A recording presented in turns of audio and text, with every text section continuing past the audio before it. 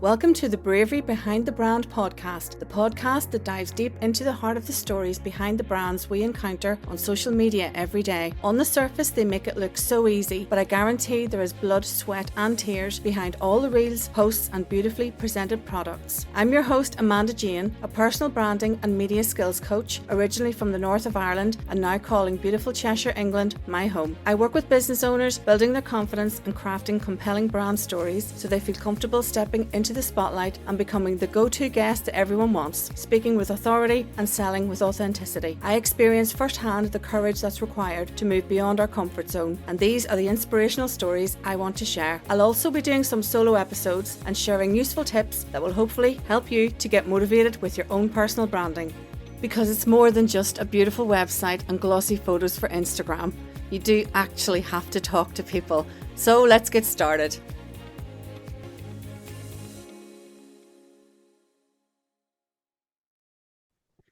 Hello everyone and welcome to the Bravery Behind the Brand podcast. And today I have with me the lovely Gina Trick. Hello Gina. Hello. Hello. And you call yourself a client attraction superhero, and I just love that because I've been dying to talk to you. So you're a business strategist. So before we get started on all the wonderful things that you do, I'm going to ask you my 3 questions just to get to know you a little bit better. So do you have a favorite motivational song? So I've got lots and I've been trying to sort of bring it down. So at the minute I've got 2, so I can't get it down to 1.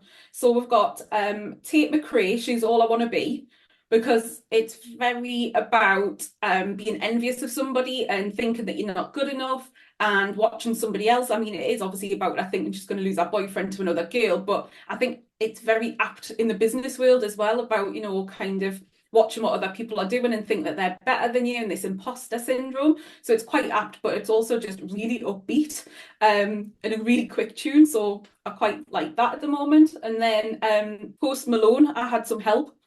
I don't know what it is about that song, but when it comes on, I'm not really a country fan, but there's like obviously it's like a country pop, but oh my God, it just makes us kind of just want to sing along. You can't help yourself. We kind of start bopping along to it, and it just puts me in such a good mood. And there is no reason behind it other than just obviously a really good beat. It's really weird, isn't it? I mean, I was raised on country music and I love all sorts of music, but there is something about country music and you start singing in a twang, don't you? And I You think can't help it. that song is just as you say, you can't help yourself, you're just bopping along.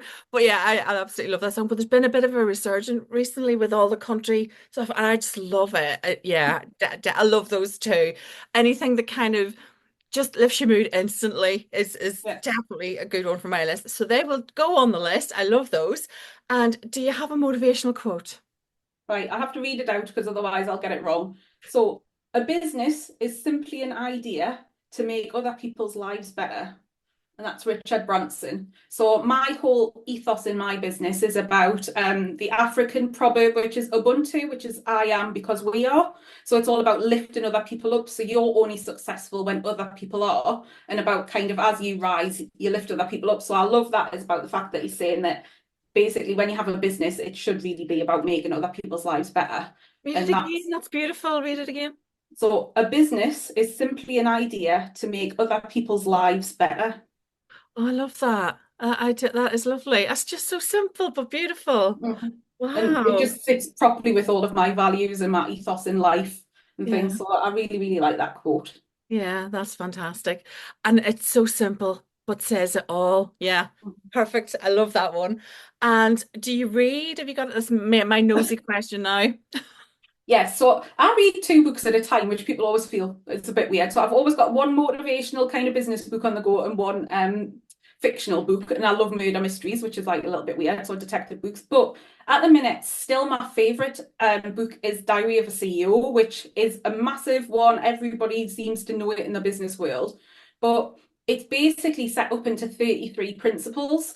And what I love is like you can read it from like cover to cover if you want, but you can just pick it up and just read one part. So like depending on what's going on in your life or your business, if you need some motivation or if you need a little bit of advice, you can look for which kind of one of these principles, these 33 principles, fits in, and you can just read that little section, and you can find answers, you can find motivation, you can find some, like, just sometimes I'll be sat, and in human design, I'm a generator. So I need obviously input in order to generate.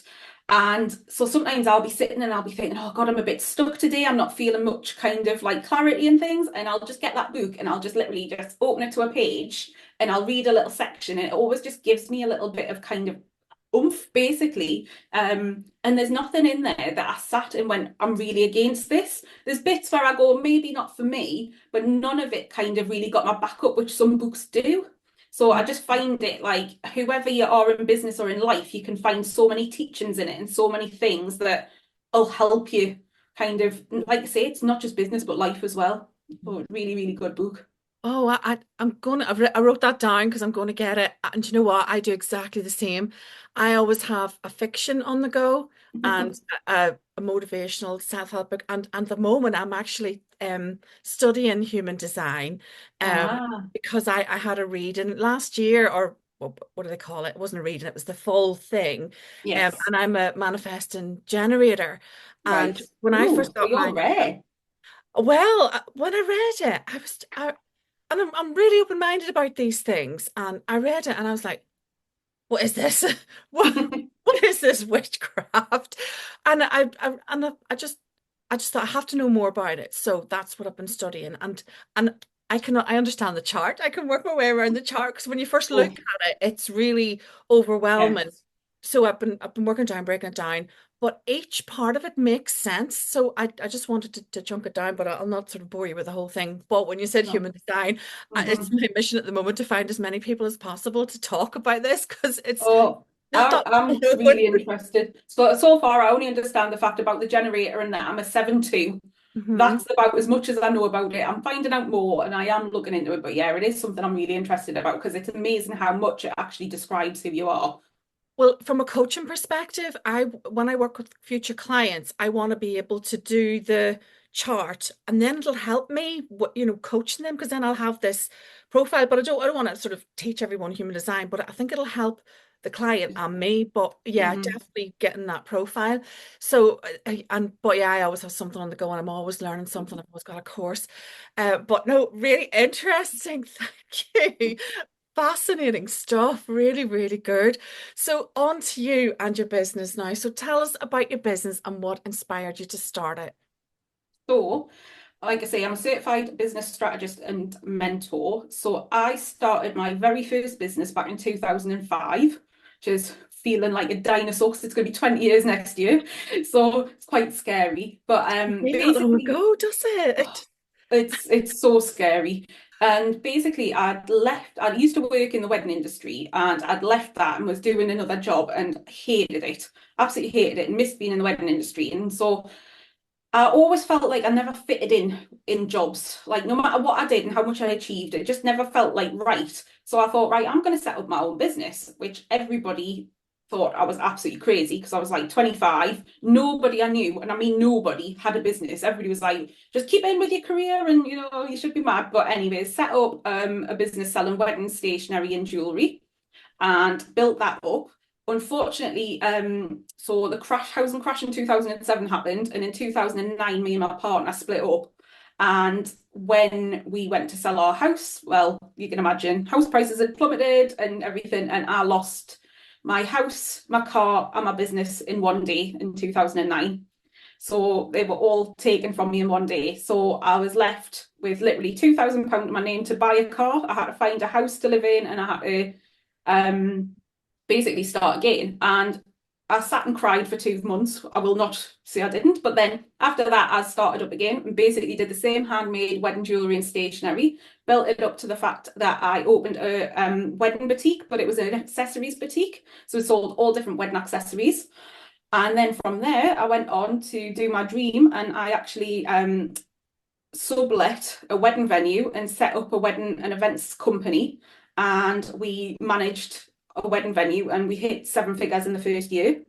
Wow. So we went absolutely crazy and I was working like a Trojan horse. Honestly, I was like 90 hours a week I was working, and when we did weddings, I would be there. So we didn't have accommodation. I could be there at 5 o'clock, 6 o'clock in the morning to let the bride in to get ready, be there until 1, 2 o'clock the next morning, and then I'd do the same the next day. And I could do 3 weddings back to back like that. So after a couple of years, I hit burnout. And when I mean burnout, I mean I woke up one morning and I couldn't actually physically speak. And I thought I'd had a stroke because I couldn't get any words out. So what was in my head just wouldn't come out of my mouth. It only lasted about 20 minutes, but it was the most scary 20 minutes of my life. And basically, they were like, it's burnout, you're absolutely exhausted. So I struggled on for about 6 months and decided to sell the wedding venue and the business. And then I was like, what do I do now? But while I had the venue, everybody was saying, like, how have you turned this venue around? You took it on with like 5 clients, which for a wedding venue, you normally book like 3, 4 years in advance. They literally had 5 weddings booked, and they were like, how did you turn it around? You know, like getting all of that business in. So I was giving people like in the wedding industry loads of help and advice. Now I was like, hang on a second here, I should be charging for this. Same old story. So in 2019, I set up as a coach, and I set my coaching business up and was doing that, but it never felt right saying that I was a coach because I didn't ask people questions and ask them to find their own solutions. I was helping them put this step by step process together. I was doing strategies. I was literally really kind of going deep with them. And so that's why I was like, wait a minute, no, I'm not a coach, I am a strategist. So last year I actually did my certification as a strategist, and that's how I kind of got to where I am now. So it's been a very long path with lots of different things in between, but I have learned a lot, and what I've learned along the way, obviously now I can help my clients with. What a story. And I just think, wow, unbelievable. But I mean, you've gone to you've gone from one extreme to the other. But and what I love about people like you is when you get clients, I when I talk to people, I have to be able to look them in the eye and say, I have been where you are. I understand where you are. And you know, you have been working with people and you will work with people, and you can say that completely. And I think you need that empathy. You need to be able to connect with that person, and that's why they choose you, because you know you've got this story, and also you need to be able to show people that you can go from A to B no matter where that starting point is. It can be done because you know everybody has troubles. Their starting point is different, and people have to know that you don't give up. You keep going, you keep going, you keep going. And there's always somewhere to go for help. There's always someone to show you the way. And that's what I love. I mean you've had every emotion under the sun in there. But the lesson is the burnout thing. And I think you've just got to listen to your body. And you probably knew at the time you were overdoing it. And that story is quite common. And over my podcast and with business strategists, people that I've met, it's this was happening and I was working too hard and I was doing 7 figures and then dot Mhm. dot dot. And I just love the fact that we talk about that openly, and we warn people, because there's a lot of people coming up through the ranks that are working that hard. And I think the message has to be, you don't have to kill yourself to Yeah. have a successful business. It's okay to stop, take a breath, and build it by all means. But, you know, at what cost? You don't have to sacrifice everything you've ever known. But I think as well, we've always been like drilled in. So, like, as women, you want to obviously show that are being successful, but you kind of feel like you have to go to the nth degree, and you get fed what you think success is. So, you get told, like, you see it still now all the time, go for 10K months, go for 25K months, go for 6 figures a year, go for 7 figures a year. And everybody's telling you these are the things that you have to do. So, my first question with any client, so they'll come to us with a quest, like, with like something, and go, oh, fix this in my business. The first thing I'll say to them literally is, what is success to you? And they're like, what? And I'm like, look, before we even get into that, what is success to you? And they're like, oh, well, I want to make this money. And I'm like, well, what, but why? Like, I don't understand, like, why everybody just chases. And I learned that the hard way, because I thought that my wedding business, it's like, right, we'll have to get like 100 weddings in a year. We'll have to make this money. And then we'll have to have every weekend booked. And then we need to be booked 3 years in advance. And it was all this preconditioning of what you had to do. And like I was working my backside off, and I was thinking, well, hang on, I'm ticking all these things off, but I'm absolutely shattered. I've got no time freedom. When I'm not working, I don't want to do anything else because I'm so tired. I just want to sit on the sofa. I had no social life. And I was just like, this isn't how it is. So this is why now like for the last 5 years, I have been shouting about basically how to do things simply, how to have success your way, Mm. not what somebody else tells you, and how to actually ask yourself the right questions to go, what do I actually want and what do I want out of life? So Mhm. some of my clients will come and say, do you know what? I just want to earn this amount so that I can pay my bills, have a holiday, and have time with my kids. They're not interested. They want more time rather than money. Whereas somebody might come to us and say, I want 6 figures, and I'll say, well, why? But they'll have good reasons behind it. And we'll go, right, that's absolutely fine. But it's having that backup behind the why. Mhm. And I'm very much a case of, we have to look at that behind it and the reasons behind it. Otherwise, you're just going to end up hating your business and doing something you don't enjoy and not really having a life. Yeah, absolutely. And my approach has always been, and it's not just with business, with a lot of things, because I kind of describe myself as a bit fearless. I'll jump in and do anything except drive on motorways. That's one thing I don't do. Not fearless when it comes to motorways. But my approach would be I set myself the goal for the next stepping stone. And then I'll reach that and then I'll go, right, what's next? And then I'll do that. And I think it keeps me grounded, it keeps me focused, and it keeps me balanced. And I don't get overwhelmed. And I think that's probably a coping strategy that I've developed over the years. And I've used this podcast as an example before. When I started it in January, and I really did not know what I was doing. I didn't know the tech, I didn't know, the software, what I needed to upload it. So I just did the next bit, and then I did the next bit, and then I did the next bit. And I know before when I've been overwhelmed, we all do it. We stop dead, don't we? Because there's too much coming at us. Yeah. But in terms of building a business and income, I think it's really okay to say, right, what do I need now? What Hmm. will help me now? Go for that. Oh, I've achieved it. What would be nice? What's the next one? And then work to that next goal. Because if you're, and you see this all the time with new businesses, and they're ripping their hair out because they're thinking, I've not done 6 figures in 12 months. Well, why are you setting yourself up to fail? Because you're going to constantly be in that zone of failure Yeah.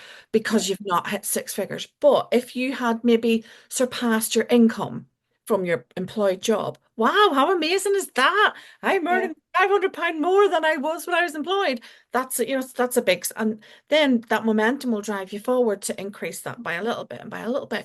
But you're right, that's the perfect question for anyone. What does success look like for you? And everybody's different, and there's no right or wrong answer.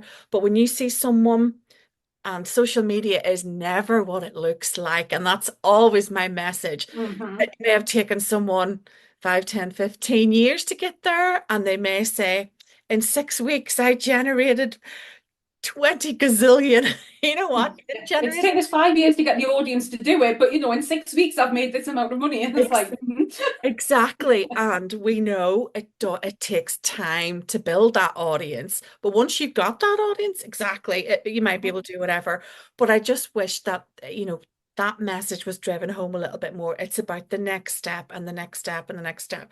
But overwhelm is something, I battled with it myself. Like, you can see it clearly, but that's my approach. Just small little bite-sized steps. So going Yeah. back then to you taking over the world with I mean, it sounds amazing and everybody loves a good wedding.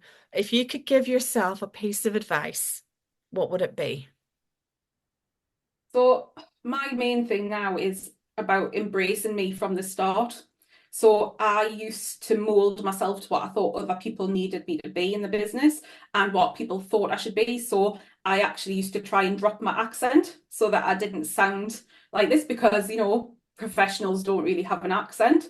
I used to dress corporately because, in a suit and things, because that's what people think that you should have. I used to speak very kind of professionally and kind of I just was a totally different person. And then what I learned was that when I actually embraced me and when I let me out and when my accent came out, when I wore what I thought I should wear, when I actually started showing my clients how much I loved working with them and actually me as a person and, you know, built up these amazing relationships. And then when people started booking, saying they were coming for me, like people would book my venue going, the venue might not have been what I was looking at, but I just fell in love with you and I want you to deal with my wedding. And then I was like, why did I hold this in? Why wasn't I me? And so I always say to all my clients now, like, embrace who you are, because what will happen is your perfect client will be attracted, but you'll repel all those other people because they're not for you. But you can't put that facade on and keep it up 24/7. You can't do it. Yeah. So when you embrace who you are and actually let that shine through your business and live your values and just let your personality shine, that is when your business comes alight. But I spent probably, I would say, at least the first 10 years in business really hiding who I was and not showing up as me, and very much scared to be me in case of judgment. But I think as well, with age and with experience, that kind of drops off a bit, and you get to that point of like, I really don't care anymore. Like, if you love us, you love us. If you don't, that's absolutely fine. Because even when you're like sitting on that fence, you still get the negatives. So you might as well just embrace who you are and go for it and show that through your business, because I think now people want that authenticity, they want that real connection, they want to know who the person is. Because if they're going to invest money in you, even though it's a business, they're still investing money in you. And it doesn't matter. I was sort of saying, like, whether you're a personal brand or whether you are just a business. Like, I was saying this about an accountant. I don't want to work with like a stuffy accountant. I want to work with an accountant that's got a sense of humor, and that if I joke about, like, oh, can we go into the grey, like, rather than be totally black and white, and joke and going, oh, how can we push the boundaries a little bit, and just joke on that. They won't, like, go, oh my God, I'm professional. Like, it's that thing of like, your personality comes into all of it. And I just think it's like so, so important. And like, you don't have to be like a loud personality. You don't have to be this dead flamboyant person. If you're still kind of like quite shy and introvert, you can still bring that across of who you are, because you will attract people that are like you. And I just think like it's so important these days, and something I honestly think is what changed my business massively. But that first 10 years, I probably spent, like I say, struggling, like how much energy I must have spent like hiding who I was, and like you're thinking like all those missed opportunities and things. Just, yeah, it was just a shame. So interesting that you say that, and personal branding is obviously my thing. Just to go back to the very first thing you said, a lot of people I work with, funnily enough, they begin with their accent, and it's I always tell people you got to embrace your quirks, you got to embrace what's you. But a lot of people try to disguise their accent, and Mhm. obviously I have an accent, and I would never have told you. and I'm just trying to think, when I first came to England, no one understood me at all, and I did have to round it out a little bit, but still a lot of people don't understand me. But it took me a while to kind of work out, well, this is me, this is why I stand out. But the people that I work with, they really do try to mask it. But I've learned, like you, over the years, you know what? That's what makes you you. That's what people gravitate towards. And when I noticed it very, very early on. It's on one of my Instagram things. I got a job. I was very lucky. I worked as a holiday rep in Greece. Well, just when I finished university, and so had to give this talk. I was literally just thrown in at the deep end, and there was about 150 people there. And I'd seen a lot of people do their talk, and when the accent's the same, people don't pay any attention. But when I spoke, heads went up. And I thought, haha, this is interesting. But I noticed that all my life. Anytime I'd been at a conference or I had to speak, if it was a person sort of from that area, people sort of started going on their phone. They tuned out when the accent was the same. But when not just me, when there was a different accent, like yourself, anybody, when there was a different accent, people tuned in. And so then over the years, I've kept an eye out. You know how there's always like these top sexy accents and top, Yeah. you watch them, and I'd say Irish comes up a lot. Geordie does as well, and Yep. Italian, French, all of those. And it's so, so interesting. But that's a conversation I have probably on a weekly basis, is about people's Mhm. accents. But you Yeah, have that to is. find your thing. And when you were talking, I remembered two or three people that I met, and I decided I would work with them on the first opening sentence because of how they were.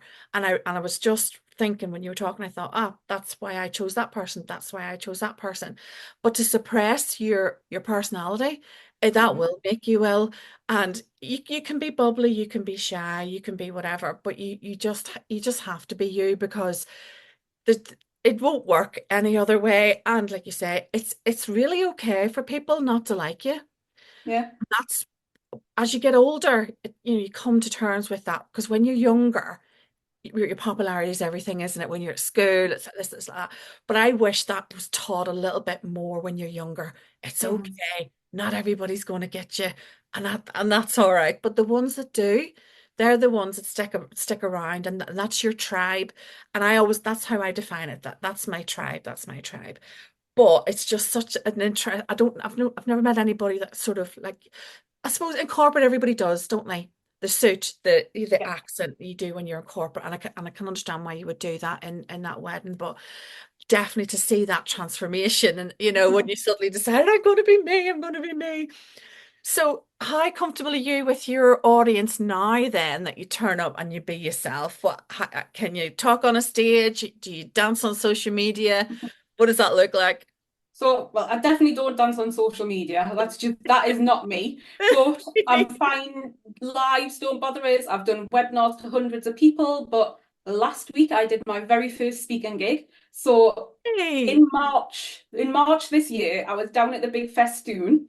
And for people who don't know it, it's a huge, massive event where people get up on stage and speak, and there was like 400 people there. And a couple of people had joked saying, like, oh, you'd be brilliant doing that. And I was just like, there is no way you will ever, ever get me on a stage, ever. I don't like public speaking. I'm never going to do it. But then as the years gone on and I've challenged myself more and more, and I was like, do you know what?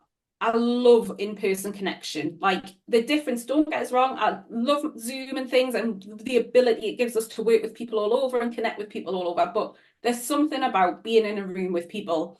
And I was like, I'm going to challenge myself. And I was like, I'm just going to put it out there that I want to do a couple of speaking gigs, a couple of podcasts, and see how it goes. So on, when was it? Friday last week, I did my very first speaking gig and I was really nervous, not gonna lie. Like I say, 400 people sitting on Zoom because you don't see them. It's like, it's absolutely nothing. You just see a little hand going up now and again, and then a little comment asking a question. You're like, no problem, because it's just like me and my slides. But the idea of 22 different pairs of eyes looking at us, I was a bit like, oh, start small, it'll be all right. But honestly, I absolutely loved every second of it. I had people coming up afterwards telling us like, oh my God, like I've got so much out of that and thank you. I had somebody saying like, how do I work with you? I was like, whoa, hang on. I had like somebody saying, oh, can you come and do a talk in my group? Somebody else like, oh my God, I really like would love you in my membership, can we talk about that? And I was just like, right, 22 people in a room and I've got 3 opportunities. And then probably I would say about 8 or 9 other people coming across thanking us, had messages since saying thank you. People saying like your passion comes across so well and like you're infectious. And I was like, why haven't I done this before? Like, why did I sort of say it? And I think it was just in my head. I was like, what if people don't like what I say? Like, you have to be, when you're doing a speech like that, even though you want to put across your values and things, you still have to try and be a little bit more inclusive. You can't go really, really niche because you don't know like the amount of people in the room, like who you kind of like in there. It wasn't just service-based businesses, there was product-based businesses, but there was such an array of different like people, and it was like trying to include them. So I didn't feel like I was, sort of not speaking to everybody and that everybody would get something from it. So I was a little bit worried about that. But oh my God, honestly, it's like I've now got the bug. And I was like, right, next opportunity, let's have a look and like a little bit bigger. Like I'm still not going for the big festoon and like five, 600 no, people that's your yet. next challenge. Well, that has to be one of your challenges. That's not yet. Yeah, not I yet. think Yes, that's the word. next year is going to be like medium-sized stages, and I'll build my way up through it and Do you not refine think at the things. at the big festoon? That's our tribe. Do you not think everybody there will be just rooting for you? That you won't have to worry about your message not landing right. They'll all be there rooting for you. But you're absolutely spot on. The person that will do the thing that no one else wants to do. First of all, putting yourself out on the stage on a small stage, and it's that is what people are in awe of, that you'll get up to speak, that your personality shines through, you weren't trying to be anybody else. A little bit of nervousness is very endearing. If you're terrified, that's worse. I think that makes the audience uncomfortable. Yeah. But if you're up and you're a little bit, just cocky's different. That's very different. But you've just got a little bit of nerves. But hey, that's amazing. That was your first one. Did anybody record it? I recorded it, so I've got Hey, it all good for recorded, and you. then a few people took snippets. But the bit that's gone out the most so far, because I need to chunk it down, is that I always start with a little bit of a caveat. So I do it on all of my webinars and things because I've been very good. I am a swearer, and so I basically said to them, I was like, just to start, I thought we'll start with a bit of humour. So I opened it up by, look, I've brought my PG version with myself today. I'm normally X-rated, but I get very, very passionate, and sometimes things just pop out when I'm very passionate. So I was like, I don't want to offend anybody. Well, there was two people that I saw their eyebrows pop right up into their hair, and I Ooh, thought, I've read the room now. I'm going to really try. So I thought, if a lot of people like laugh and things, I know I'm all right. yeah, But there was yeah. a couple of people that looked a little bit like, ooh, she might swear, and I thought, I'll keep it on the download, and then I'll keep it in. And I managed to get through an entire hour without swearing, You which speak for for an me, hour? I spoke for an hour, yeah. Wow, that's intense. But well done for having the presence of mind to do that up front. Because normally when people get up to speak, everything they planned goes out the window and they start. Wow, that's incredible to speak for that length of time. But that's an incredible win. Well done. You Thank come you. to my membership and speak. I'm launching my own membership soon, so you're Excellent. going on my list. I'll be there. I'll be there. That's so empowering though, because you've done it now. You've Mhm. got rid of that. You're sitting here now telling me you are a speaker. Yeah. So that's And amazing. I've said that in some big rooms now. I was like, so I was talking in a few different places, and I was like, I had to introduce myself at a networking event, and I was like going, so Gina Trick, business strategist and mentor. I was like, and a speaker. Oh, that's amazing. You have to update all your socials now. But once you've done it, you're right, the invitations start coming because the world we're in, there's so many events, so many networking events. They're always looking for speakers, always, always. And once your reputation's out there, you'll just get Yeah. that many coming to you. So well done. That's incredible. Good for you. So apart from speaker global extraordinaire, what's next for your brand in the next few years? So I given myself a target of hitting six figures next year, and doing it without burnout and without working ridiculous hours. So I well, my mentor's kind of like literally going, I don't know how we're going to do this, because I've said like I've set myself quite a good goal, and like doing it, like I say, on reduced hours so that I'm not working madly and without staff, just having my VA and my tech VA. So that's kind of my that goal, but then it is literally getting out and want to network more in person. So I've been doing quite a bit of that lately, but around the country, so not just in the northeast and London, which is the two places I seem to network. Taking those opportunities, more speaking, more podcasts, and I just want to impact as many people as possible. So literally tell my story about burnout, tell my story about being able to have success on your own terms, not having to work all these crazy hours, not having to go after things that you don't want to go after just because you're told. And if I can just impact as many people that way possible and see as many people building success their way, and celebrating every small little tiny win along the way, and just getting rid of this idea of having to do what everybody else, like stop being a sheep. We don't have to do just because everybody else is doing it that way. You don't have to follow that way. It's like I had one client and she was like, I hate social media. And I was like, right, great, well, bin it. And she went, what? I said, well, build your business without social media. She went, everybody's told us I'm mad. She says, I've spoken to three different people and they said, no, you have to have social media. I was like, if you don't like social media, we don't. And it's this thing of you don't have to do any. I mean, obviously you have to get clients, otherwise you haven't got Yeah. a business. But other than that, there is nothing Yeah. you have to do. And I just want people to embrace that. And whether they come to work with me to do that, or whether I just have that impact and they go off and do it their own way themselves, that's absolutely fine. I just want to get that message out there as much as I can and empower as many people as possible to just break this blooming convention. I mean, we got told that we're breaking convention by leaving day jobs and building businesses, but now businesses seem to have just become another kind of day job and another trap in this prison because you've got to do it in this way. And, if you're not getting up at 5 a.m. and going to bed at midnight and working weekends, you don't want it enough. Mhm. Oh You yeah. know, it's like that Yeah. mentality. And I'm just like, no, do you know what? I am just going to speak out against that all the time and just go, it may take you a little bit longer, but Mhm. you know what? You're going to enjoy the journey. You're Mhm. going to enjoy what you're doing. And when you show up to your clients, you're going to be in a much better position because you're actually going to be wanting to be there and fresh and things. Mhm. And you know what? Sometimes, like they say, be the tortoise, not the hare. Oh yeah, definitely. My guide is I'll ask myself periodically, am I still loving this? Yeah. And when it comes to no, I'll know when to stop. And sometimes people say to me, and it always amuses me when they'll say, "Oh, your eyes are sparkling," or "Oh, you're really passionate about it." And I think, yes, please keep telling me this because when that stops, it's time for me to stop.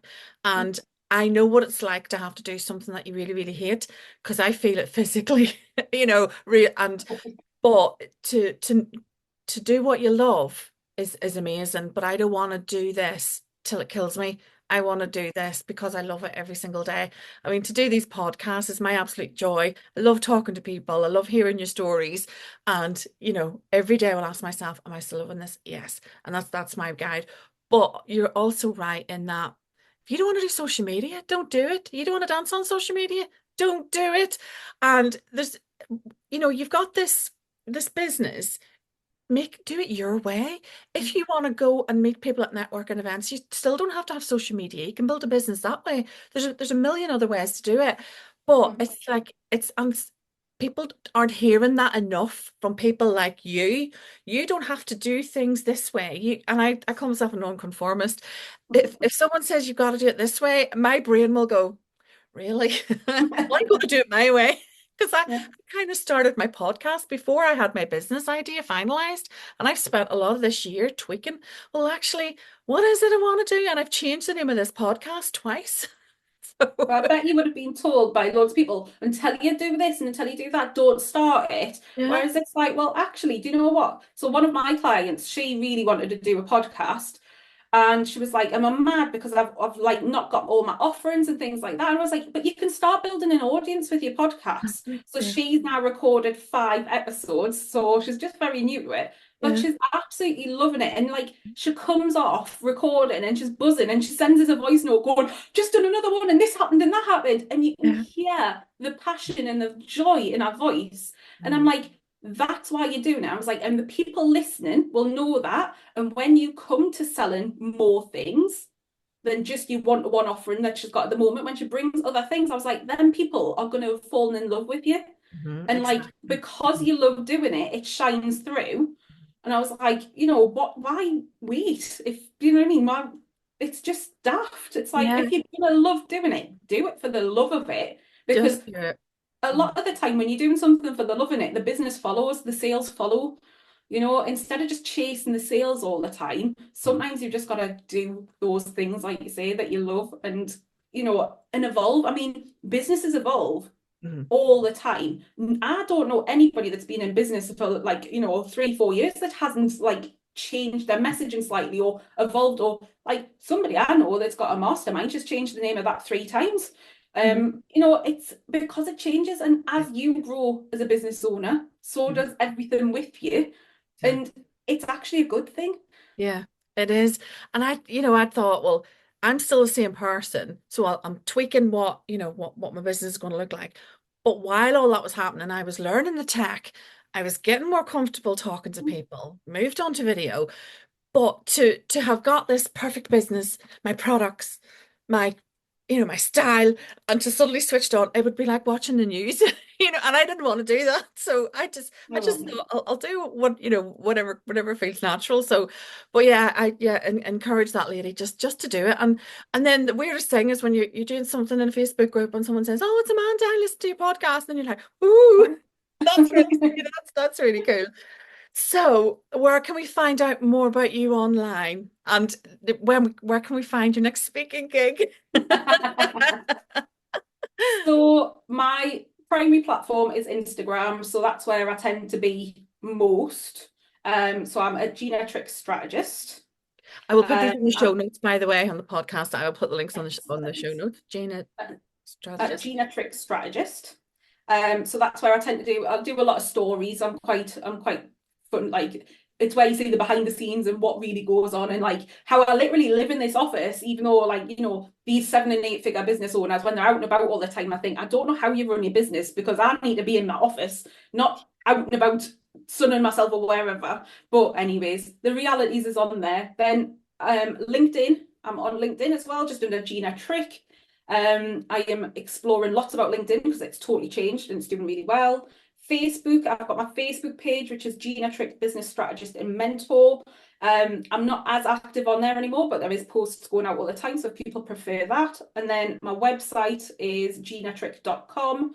And on there, basically, there is some free resources around client attraction. So I've got like a free client attraction journal. So if people like journaling, there's 40 journaling prompts to help you dig into who you like ideal client is, and get that messaging and get really deep into knowing your ideal client, so not just the surface level stuff. And then obviously, like, my details of how to work with me and things are on there as well, and you can email me at hello@ginatrick.com with any questions. I do like a free 30-minute call with people, so it is not a sales call. I don't do sales calls. I do conversations with people to basically say, what's your issue? Can I help you? If not, I'll send you away to somebody else that can, or give you a few bits and pieces for you to go and work on. I don't do heavy sales stuff. So it's literally having a conversation with people and, like I say, seeing if I can help them and if I'm the right fit for them. But yeah, so that's like the easiest way. And speaking gigs, I'm waiting for my next one to be confirmed. So hopefully in There is January. another one. Hopefully in January, and then I've basically I'm in conversations with a few other people as well. So hopefully there'll be I don't want to do like overwhelm myself, so I'm kind of trying to space them out. So yes, hopefully every other month next year is kind of what would be good for us. Nice. And I love how you describe it as conversations. I think sometimes clients get a bit overwhelmed with the discovery call, or, because I think a lot of people are afraid of getting, you know, tricked into some clever salespeople, and they end up spending 6 grand on a My coaching thing course that is, they didn't want. by the time you, like, if you get your messaging right, and you know your ideal client, and you show your personality and you show your values, by the time they want to have a call with you, they know who you are, they know whether they like you, they know whether you can really help them. It is literally a conversation. I don't do persuasion. It was actually, I don't know whether you've come across Tad Hargreaves. He's marketing for hippies, but he has a very That's funny way fine. of. No, I don't. I'm reading that one. So Tad Hargreaves marketing for hippies is amazing, but he has this amazing way of explaining it, saying about consent. And he says, when somebody says no on a sales call and you go, right, let's handle the objections, let's go around this, let's find a way. He went, in other scenarios, when somebody says no and you go ahead, you get arrested. Yeah. Yeah. And it's like, basically, remember, consent is consent, no is no. And Yeah. so basically, to me, when I'm on a call with somebody, if I'm not the right fit for them, or if I'm not kind of, if I don't think that I'm the right person to help them, Mhm. I'll say so, because it's not in my interest to sell to somebody Mhm. who doesn't want Mhm. to work with me and isn't the right fit, because it's not like going to actually get them brilliant results, but as well, it's going to reflect badly on me, because if they're not doing well, it makes me look bad at my job. So my whole thing is, by the time I'm speaking to somebody, normally they're already 90% in, they've just got a few questions, but then there's never a time pressure. There's never a, this offer's going to end on, or come back to me by. It's a case of, is this offer the right offer? Is it the right time for you? And are we the right fit? And if it is, great, the stars have aligned. If Yeah. not, I'm here when you need us. Or if not, go and help, or I can suggest somebody else that might be better for you. Yeah. And that's the way it should work. I don't agree with handling objections and forcing No. people into sales. I just don't get it. I don't like it, and that's an interesting spin on that with the consent avenue. And I'm the same. I don't like to do all that. And I always say, I have a conversation. Well, this is what I think would suit you. And if I don't think we'll work well together, I always say, because you want someone dancing away from you, going, "Wow, she's amazing," but I don't do it on the call. I say, "This is the product. I'll send you an email, and I'll call you tomorrow, or you email me." I never do it on that call, because I always think I would never want anyone to feel pressurized. And I think people need space to think about it or whatever. But I don't, I just don't like that whole idea of, we're doing this now. Well, So just on a very, very, very quick last note, if you like Tad Hargreaves and you go and have a look at Marketing for Hippies, have a look for the brownie story, because that'll make you laugh. There's a story about Girl Guides and selling brownies. Right. Oh, sorry, cookies, I not will cookies. look at it. It's Girl Guide selling cookies, sorry. But anyways, it's a very, very funny story that he I tells, will and I will definitely look that up. Do you know, since doing this podcast, my reading list is just whoo. This is the best thing for me, honestly. I get to have all these stories and all these wonderful books. Well, do you know what? It has been an absolute pleasure, Gina. I have loved talking to you, and I think I'm going to hear a lot more of you at some point in the future because I'm going to be at one of those events where you're talking. I've warned everybody that over the next year I will be everywhere, so they'll get sick of us. Oh, no, no, definitely not. No, it's been a joy talking to you. I've loved every second, and thank you so much for joining me. Well, thank you for having us. It's been great fun. Thank you for listening today, and special thanks to my fantastic guest, Gina Trick, for sharing her incredible story with us. If you want to increase sales with your personal brand strategy, don't miss out on my free resources, or you can join the Personal Branding Academy membership. You'll find the links in the podcast notes, as well as the links that Gina mentioned in the podcast. And if you like the episode, please leave a review and share it with your friends. Join me on the next episode for more incredible bravery behind the brand stories. You can follow me on Instagram at Coach Amanda Jane, or visit my website amandajane.co.uk. Bye for now.